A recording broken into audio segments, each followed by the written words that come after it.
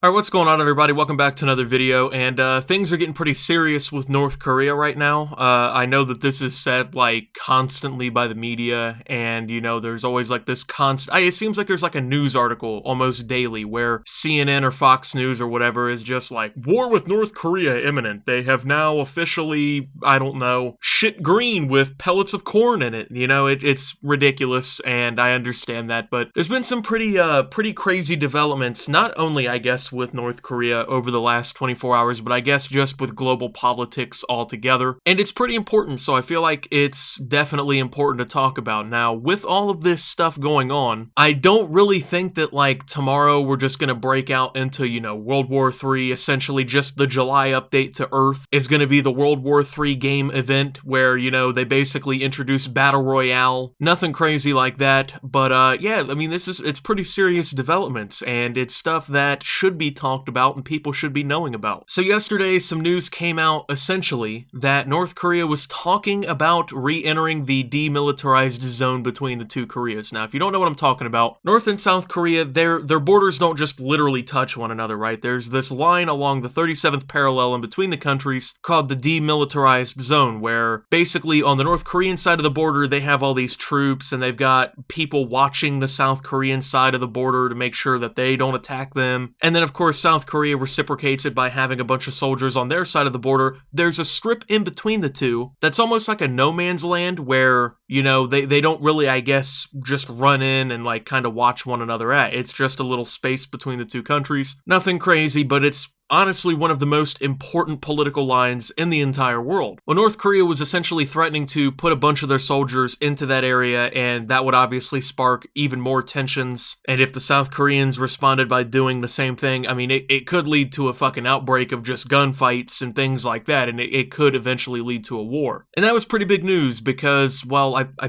think the reason's pretty obvious. I mean, this has been it's a situation that's been boiling for decades at this point. North Korea and South Korea very obviously don't like one another.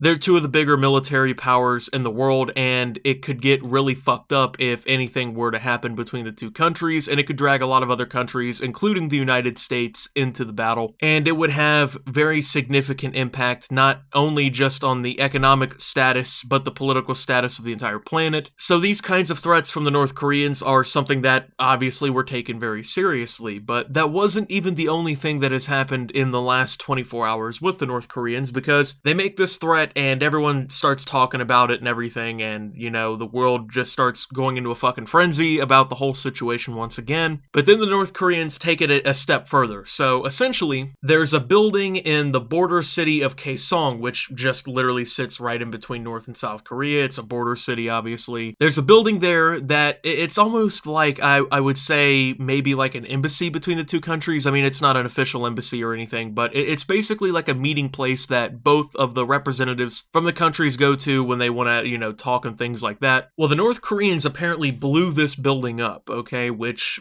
not only is a very symbolic thing, but also definitely indicates that they really don't give a shit. So as of right now, the North Koreans and the South Koreans, when they weren't even on good terms, now don't even have a place where they formally meet in between one another, because the North Koreans fucking just blew it up. They said that they were basically done, and they pretty obviously don't really care about peace. I mean, if North Korea was like a peace-loving country who just wanted to work things out in the best interest of both parties, it would have been done a long time ago. They don't. They want, essentially, for their leaders to kind of be in control, their ideas to be the ones that are, I guess, in control, and that's just how it is. They basically want South Korea to submit to their will if they want to reunify. And South Korea obviously doesn't want to do that, and that's kind of how this whole situation has unfolded for decades at this point. So, with all of that being said, I mean, I don't necessarily know if, like, tomorrow there's going to be missiles just flying from North Korea. It's going to be the cutscene for Season 7 here in 2020. Brand new update, right? We're all going to drop in on the Pyongyang Warzone map or anything crazy like that. But I mean, it's definitely a very fucking serious development in global politics. I mean, two of the most armed countries, one of them claiming to have nuclear weapons, basically just kind of having another massive standoff in the middle of the most dangerous border on planet Earth. Well, I mean, I don't know if it's necessarily the most dangerous border on planet Earth anymore, because there's another border that's being fought over right now. So basically, India and China they've been disputing over their borders for a long time. You know, one country, they see the borders being this way, the other one, they see the borders being that way, and they've been kind of just bickering about it for a long time. But in the last 24 hours, there has actually been some bloodshed over it. So the Chinese basically make the claim that because here, let me explain this. So the Chinese military and the Indian military, they essentially do kind of what the North Koreans and South Koreans do, except not to the same extent. They both like try to patrol the areas that they believe that they control, and obviously they both kind of claim the same regions, which means that they're essentially right with one another when they're doing these patrols, and, you know, it's already very tense because of that. But essentially the Chinese made the claim that the Indian army kind of breached into their area, and I guess they just started beating the absolute shit out of one another, which is weird because they're armed guards. Apparently no shots were fired whatsoever, but 20 Indian Army soldiers were killed, and claims are saying that over 40 Chinese troops suffered casualties, including death and severe injury. And it's essentially all over fucking invisible lines, right? And these aren't really countries that I would say their border is like the most important or anything like that. I mean, with North and South Korea, they have all these border towns and whatnot. It's heavily fortified on both sides. The Indian Army and the Chinese Army are essentially arguing over who owns what percentage of what mountains that are just sub-zero temperatures and just freezing cold pretty much all the time, right? So it's not even really that big of a deal, but both countries, you know, they don't want to say that they're wrong. They don't want to back down and look like pussies on the grand stage of everything. So they just kind of keep fighting it out and trying to make a point to one another. And yeah, that's kind of how that's been going for a while. But with all of this new shit going on in like the last 24 to 48 hours, the talks of a World War III have been really amplified, and a lot of people are really afraid. Now, I mean, once again, like, I don't know, right? Like, I can't just be like, oh, it's never going to happen, because, I mean, it is a possibility. And, I mean, I don't know how soon it'll come and whatnot, and what'll be the sparking effort, I guess, that kind of causes the whole thing. But it's been a pretty weird 24 hours. I mean, as all of this was going on, pretty much everything in the United States online and on your phone just fucking vanished. Talks of the United States basically just being DDoSed and booted offline like a 12-year-old on Xbox Live had basically started going around. Most of the major cell phone carriers had problems with cell data and stuff like that. People weren't able to call or text through like T-Mobile. I think AT&T was affected, Sprint, Verizon, all these different companies.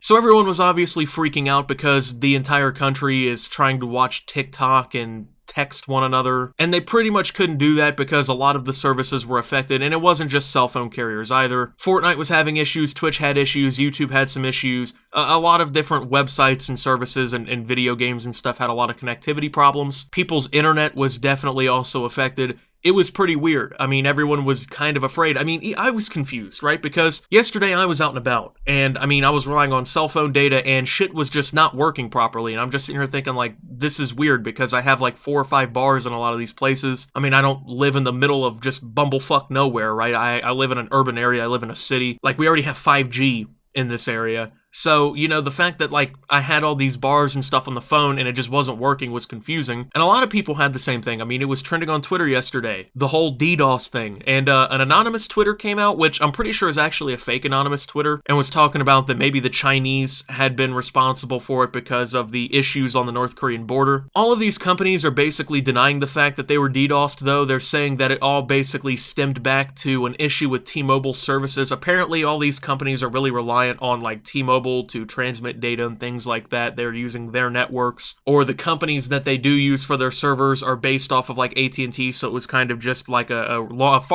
far-reaching effect, since I can't speak. The day that I actually am able to fucking talk correctly is the day World War III will break out, so yeah, everyone was kind of fretting over that. And I mean, it wouldn't have surprised me if another country had done something like that. I mean, you gotta remember North Korea. They got mad because Seth Rogen made a ha-ha, hee-hee funny moment movie about them, and they basically just cyber-attacked Sony. I mean, countries are always committing cyber-attacks. Like, the United States one time literally demolished an entire Iranian nuclear facility with a cyber-attack by, somehow they were able to insert some sort of computer worm into the systems that basically, I guess, monitored the electric services for the whole plant or whatever, and they were able to, like, like turn the plant on and off repeatedly so fast that it basically fucking overworked it and basically blew it up. I mean, it didn't explode in terms of like a missile or anything, but I mean, it basically just fried the entire thing. So yeah, I mean, it's not like this would have been anything crazy if a country had done something like that. Like I said,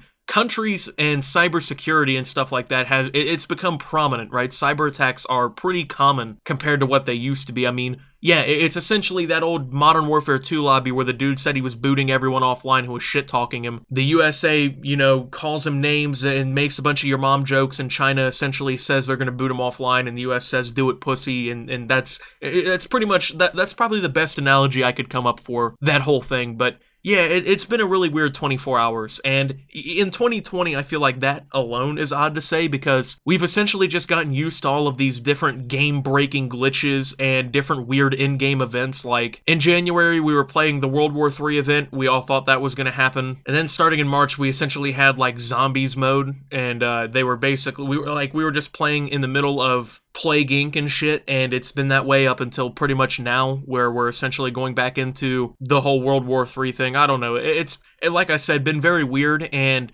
who knows what the next 48 hours are going to be like, but with all these different situations going on, obviously a lot of people are scared, a lot of people are, you know, very worried about what's going to happen. When it comes down to North and South Korea, who honestly knows? I mean, that's basically a powder keg that's been building up to explode for decades. When it comes to India and China, I don't really think this is going to lead to some sort of massive conflict between the world's two largest nations or anything like that, but I mean, you never really know. I mean, they were apparently just fucking meleeing each other out in the mountains and stuff like that, so who knows what that'll lead to. The shit is all very complicated, and I can't really tell you what's gonna happen in a 15-minute YouTube video. I'm no political expert, I just like to talk about shit that I see going on. But honestly, I wouldn't even be worried about it at this point, because if it's gonna happen, you being worried and nervous isn't gonna do anything to stop it, and at the same time, like, these are situations that have kind of happened over and over and over again for the last 30 to 40 years. I mean, like, essentially the whole reason that humanity even still exists is because a Soviet scientist or whatever essentially called out a false warning alarm when, I don't know, it was like back in the 1960s or something. One of the missile radars for the Soviets indicated that the US essentially launched a full-scale nuclear attack, and it takes several people to make the call to fire back in case of something like this, and he was essentially like one of the only people who suspected that the US wouldn't have just fired without reason, and he refused to make the counterattack. And obviously the US didn't launch hundreds of missiles at the Soviets, so it was, thankfully, a false alarm that he called perfectly. So, I mean, the world's been closer to just being completely, you know, Fortnite season wiped, where they just clean the map up and put a new one up or something like that. No real reason to worry about it, and at the end of the day, we're all gonna get fucked up in the next 50 years anyway by something. I mean, life is finite, no reason to sit around and worry about all this stupid shit you can't control, but it definitely has been a weird 24 hours. And with that being said, thank you guys for watching. If you did enjoy, make sure to leave a like, subscribe if you're brand new around here on the channel, follow me over on Twitter and Twitch at @SubToOptimus. Make sure to check out Shop Opti down below for the freshest official Optimus merch around. Thank you to my channel members, your support helps my channel tremendously, and until my next video guys, this is Optimus, getting ready for that new July update, fellas. I guess, where are we dropping when it comes down to landing on the Indian-Chinese border, right? And signing out.